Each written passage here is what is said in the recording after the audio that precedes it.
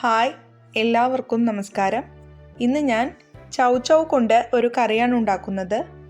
ഇത് ഉണ്ടാക്കിയെടുക്കാൻ വളരെ എളുപ്പമാണ്. അപ്പോൾ അതിനാവശ്യമായിട്ട് 2 ചൗചൗ എടുത്തു.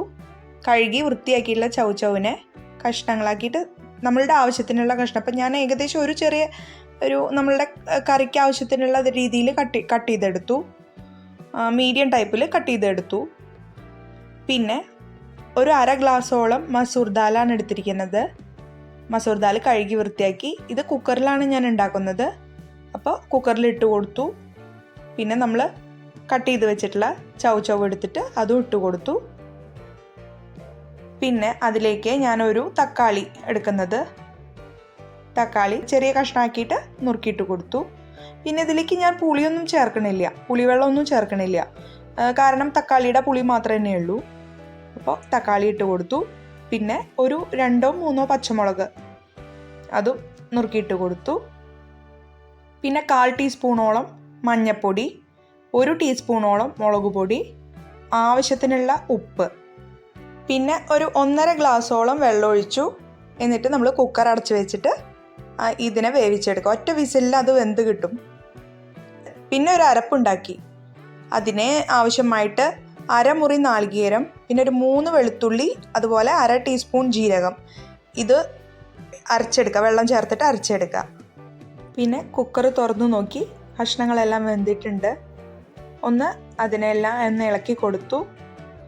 പിന്നെ നമ്മൾ അരച്ച് വെച്ചിട്ടുള്ള അരപ്പുണ്ടല്ലോ അത് ചേർത്ത് കൊടുത്തു. അത് എല്ലാം കൂടി ഇളക്കി നോക്കി. കുറച്ചും കൂടി ഇത്തിരിയും കൂടി ഗ്രേവി വേണമെന്നുള്ളതുകൊണ്ട് ഞാൻ ഈ അരപ്പിൻ്റെ മിക്സിയുടെ ജാറിൽ കുറച്ചും കൂടി വെള്ളം ഒഴിച്ചിട്ട് ഒരു വെള്ളം കൂടി ഒന്ന് ചേർത്തിട്ടുണ്ട്. എന്നിട്ട് ഫ്ലെയിം ഓൺ ചെയ്തു. പിന്നെ അതിലേക്ക് നമ്മൾ ഈ കറിക്ക് ആവശ്യത്തിനുള്ള ഉപ്പിട്ട് കൊടുത്തു. പിന്നെ കുറച്ച് കറിവേപ്പിൻ്റെ ഇല ഇട്ട് കൊടുത്തു. എല്ലാം കൂടി ഒന്ന് തിളപ്പിച്ചെടുത്തു. കുറച്ച് നേരം ഒന്ന് തിളപ്പിച്ചു.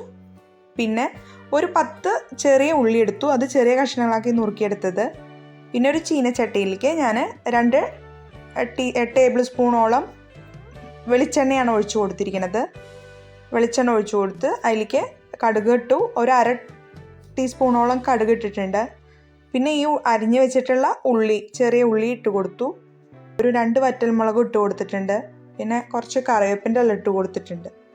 എല്ലാം കൂടിയിട്ടൊന്ന് നന്നായിട്ട് മൂപ്പിച്ചെടുത്ത് നമ്മൾ ഈ കറിയിലേക്ക് അതിനെ ചേർത്ത് കൊടുക്കാം. എല്ലാം കൂടിയിട്ട് നല്ലവണ്ണം മിക്സ് ചെയ്ത് കൊടുക്കണം.